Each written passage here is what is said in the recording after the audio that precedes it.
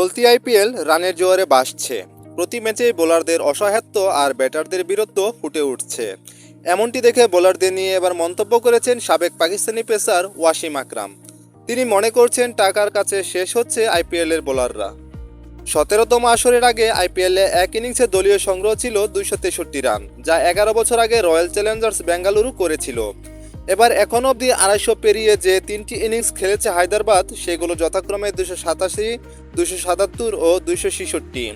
কলকাতা তুলেছিল 272 run, royal Challengers Bengaluru তুলেছিল 262 run. বিশ্বকাপজয়ী Pakistan তারকা ওয়াসিম আকরাম জানান, এবারের আইপিএলে বোলারদের ব্যাপারটি হলো টাকা নাও, ধ্বংস হও। এমন খবরই বৃহস্পতিবার প্রকাশ করেছে ভারতীয় গণমাধ্যম হিন্দুস্তান টাইমস।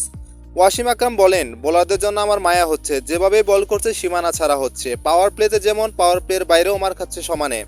হায়দ্রাবাদ তো এক ম্যাচে 6 ওভারে 125 রান তুলেছে, এটি বেআইনি। বোলাররা যেন টাকা খাচ্ছে আর ধ্বংস হচ্ছে। আমার ভাগ্য ভালো আমি এই যুগে জন্মাইনি।